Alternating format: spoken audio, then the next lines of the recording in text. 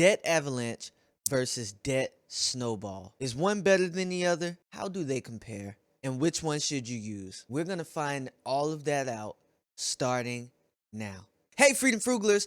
I am your virtual mentor, Izzy, and it's time for another episode of Frugal Freedom, where I teach you how to manage your time and become financially independent. All right, I want you to be free. Okay, in the last two videos I talked specifically about Debt Avalanche and Debt Snowball. Each had their own video, but today is the master class of both. Okay, I want to teach you how the two compare so that you can determine which one you should actually utilize in your personal finance journey. Okay, before we get started though, I just want to mention that at any point, if you find anything helpful, be sure to hit the like button and subscribe and hit the bell notification to become free, and you will know exactly when my new videos come out. All right, so Debt Snowball versus Debt Avalanche. All right, there's a big debate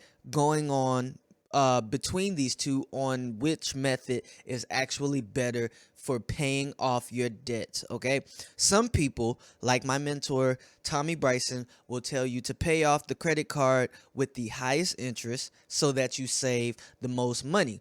Given he's an accountant. All right, other people, like my other mentor Dave Ramsey, will argue that the highest interest doesn't work for you mentally and that you should start small to get big wins when it comes to paying off your debts. Okay, now who is right? Because I listen to Tommy Bryson and I listen to Dave Ramsey, and I would argue that they are both right in the sense that the entire goal is to be getting rid of debt in the way that makes the most sense to you. Whether it is a logical or an emotional approach, your end goal should be getting rid of debt as fast as you can. So with that said, we're going to do a side-by-side comparison of each so that you can see what makes more sense to you. In this kind of comparison, I'm going to factor in everything to give you an idea. All right,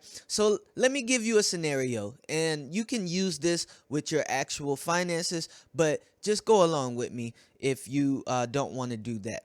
Okay, so let's say you make $2,500 a month. All right, you only spend $1,500 between saving money, buying necessities, buying what you want, and paying the minimums on your debts. Okay, this leaves you with $1,000 left for extra debt repayment. Okay, so line up all of your debts. All right, we got a car loan that's $10,000 and it's charging us 23.48% annually. All right, so this is annual percentage rate is 23.48%, and your minimum monthly payment is $220. Okay, your first credit card, your balance on that is $1,300 at 16.2% APR, and your minimum monthly payment is $30. Credit card number 2 is charging you $550 at 29.8% APR, and your minimum monthly payment is $25. You have a personal loan that's $5,000 at 15.49% APR, and your minimum monthly payment is $100. And lastly, we have student loan debt, which is $6,580. $6,500. I don't know where I got 80%, but you're being charged 5.8% APR with a minimum monthly payment of $100. Okay, if we're looking at this from a debt avalanche perspective, we're putting this in order from highest to lowest interest. Okay, so with that said, we got credit card 2, we have car loan. We pay off the credit card number 1, we pay off the personal loan, then finally we pay off our student loan. Okay, so in this case, our second credit card has the lowest balance, but it's also giving us the highest interest. So that's why that card is up there. It just so happens that that works out like that, but it may not work out like that. So after paying the minimums on everything and having $1,000 left, you would take that $1,000 and apply it to credit card number 2. Now, since it's only $550 and you've already put $25 towards it, you would only need to pay $525, and that balance is immediately paid off. So woo, your first month, you've got your first debt paid off. All right, you have an extra $475 left, so you apply that to the next debt. Okay, that's the car loan. Now this is where it gets hard when it comes to debt avalanche. Okay, so you've paid $220, so that your balance left on that is $9,780. Add on another $475, and now you owe $9,305. Here's why that is not the case. Okay, so a lot of that money that you're paying towards your car loan is going towards the interest. Okay, you're not exactly down to $9,305, okay, which is a sad thing, but it's not going towards the principal. Okay, but next month you put that extra $1,000 towards it plus the minimum, and you will see, according to bank rate, okay, so that's $1,220. And I use the bank rate calculator, okay, and I have that link below in the description. But it will take you 10 complete months to pay off your car loan, okay? Not a year, so that's really great, but it is a long time to not see immediate results, and we only want to focus on the one thing so we don't spread ourselves too thin and have this take longer. Now, keep in mind, by only paying the minimum amount at $220 a month, it will take you a whopping 114 months. This is equivalent to 9.5 years to pay off this debt, this car loan, okay?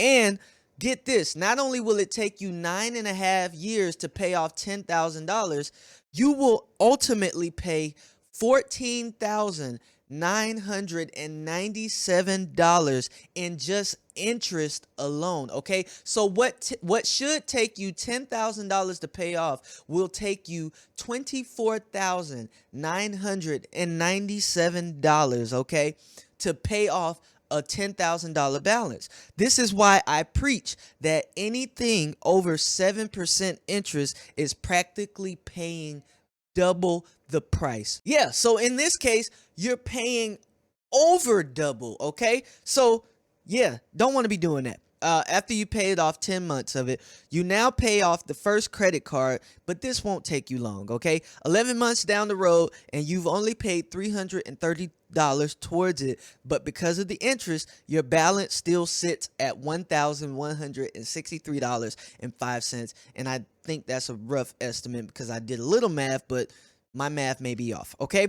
In this month, you apply another $1,000 towards it, making your balance $1,030. You changed the game now. You're down to 2 months on this, okay? But without going into too much detail and too much math, you do the same thing down the line to pay off all these debts, and as a result, it will take you 28 months and $4,054 in interest. Okay, now let's take the snowball approach. In debt snowball, if we take that approach and go credit card 2, credit card 1, personal loan, student loan, and then car loan, you now pay $5,604 in interest, and it may take you about a month or two longer.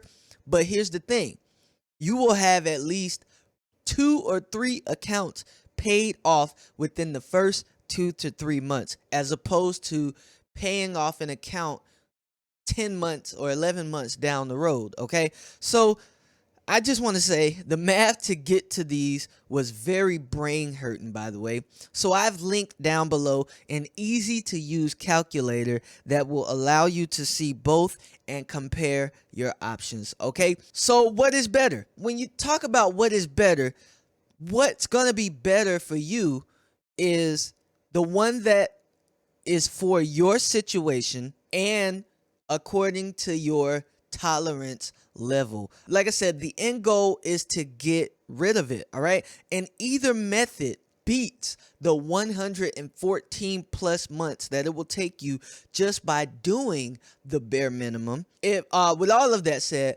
my suggestion is to start with the debt snowball if you're looking to get as many paid off faster, but Avalanche if you want to save a little bit more money. All right, so just something to keep in mind, there is a such thing as oversaving and overpaying or over repaying. So make sure you are able to cover emergencies and all expenses and are taken care of so that you don't repeat this vicious cycle. Okay, this does require budgeting enough money for your minimum payment and also budgeting a little bit more for debt repayment. But I will say, if you need help budgeting for your debts, I have a free guide that allows you to come up with a strategy for paying off these debts and living comfortably while doing so with little to no discipline. Okay, if you would like to get a copy of that sent to your email,